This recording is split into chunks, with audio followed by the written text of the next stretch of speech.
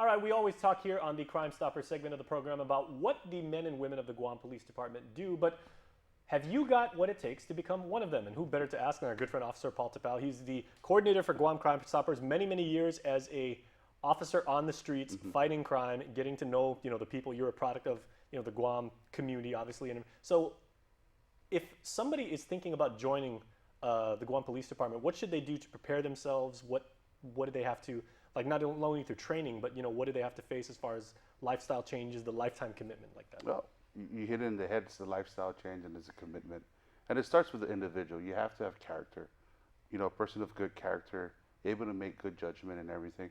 Because let's face it, outside of the training, above graduation and everything, when you become a seasoned police officer, you're going to be faced with different scenarios in life. And if you don't have a good judgment, a good character, a good personality, in other words, your judgment is going to be clouded and you're going to be making wrong decisions that eventually people are not going to, give the trust, or you're not even going to have the trust from the community. So it's important to start with yourself. A person of good character, good nature, that's a fine product of a police officer. What is the training like? Because obviously it's equal parts physical as well as mental and everything, but how should we prepare ourselves before we go to training? No, it's rigorous. I mean, we have our basic physical fitness training, which is done daily, every day. There's also the books, the laws and everything. And these are the things that our instructors can teach. But what they cannot teach, again, it's going to go back to your character. Can they develop you to be that character, to be that individual that can carry the badge, carry the oath of becoming a police officer to truly serve and protect? And how long is training? It varies. For me, I had to go to the BLEA, the post commission with the Guam Community College. Right after that, I moved over to the reserve cycle, and then from there I went on to a full-fledged police academy. So it took me about good 9 months just to become a full-fledged police officer. That's actually a lot longer than military training. Yeah, it is. It is a lot of training, and a lot of good training too. Now, when you graduate and you do receive the badge as a Guam police officer, do you have your choice of assignments, or are you just randomly assigned, or is it based on, like in the military, they have like ASVAB, so they can tell based on your aptitude where you go? It's where the department needs you. And usually you're going to start off in the streets. You're going to start off in patrol, and that's Or is it localized, like where you grew up or where you No, that's wherever the department, the command. I could live in Jigo and I could be stationed down in Agate. Yep, absolutely. So the streets is where you're going to start off. And what has it meant to you to serve your community and your island all these years as a member of GPD? Oh, it means a lot. When I first started, I called it a job, the grind. Now I see it as a career. It's my profession. It's who I am, and it is what I've become as a police officer and as a public servant. Would you agree that being a police officer on Guam, it's not the type of job where the person picks the job picks the person? It's not a job, it's a calling. It's a calling. It finds you. It finds who you are. It tests your character. And your character is going to be tested day in and day out. Well, as to the job that you guys do and men and women do and do so well, what's this week's crime of the week? This week is a robbery that occurred in Dededo.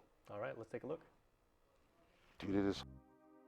On Sunday, September 27 at around 10 in the morning, our officers from the Dededo Precinct Command entertained a robbery that occurred at the Lucky Land Game Room located on Route 26, Carnation Drive in Dededo. Now, according to the police report, the game room attendant was summoned by a male customer who was playing on the establishment's gaming machine and had requested for a payout. As the attendant exited the cashier's booth, the same male customer pulled out a kitchen knife and began demanding money from the attendant. Fearful for her safety, the attendant opened the cashier's booth, in which the suspect was able to take the establishment's money box, which was located within the booth. The male suspect then instructed the cashier to proceed back into the cashier's booth, in which the male suspect fled out towards Route 16, running in an unknown direction. The suspect was described by the attendant to be male, standing about 5'7" to 5'9" tall. He was last seen wearing a black long-sleeve shirt, black board shorts, and a dark hat. As a result of the robbery, no one was hurt. The Guam Crime Stoppers is asking the community for their help relative to this case. We are asking if anyone has any information, they are encouraged to call the Guam Crime Stoppers 24-hour hotline at 477-HELP. That's 4357. Or they can send a text message to 486-HELP. Guam Crime Stoppers would like to remind their community that a cash reward of up to $1,000 could be paid out if the information provided leads to the arrest of the person person or persons responsible for this crime. All calls will remain completely confidential. If you have any information about this crime or any other crime, please call Guam Crime Stoppers at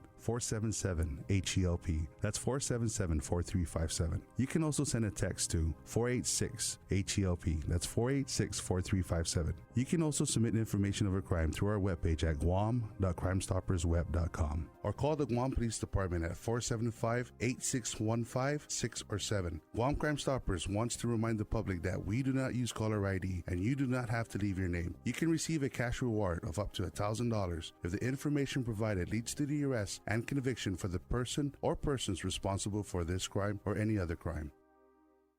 All right, appreciated info as always. So if anyone in our community is interested in becoming a Guam police officer, where should they go for more information? Come up and see our chief. Come up and see our training and staff. You know, Chief Joe is he's pretty strapped. He's the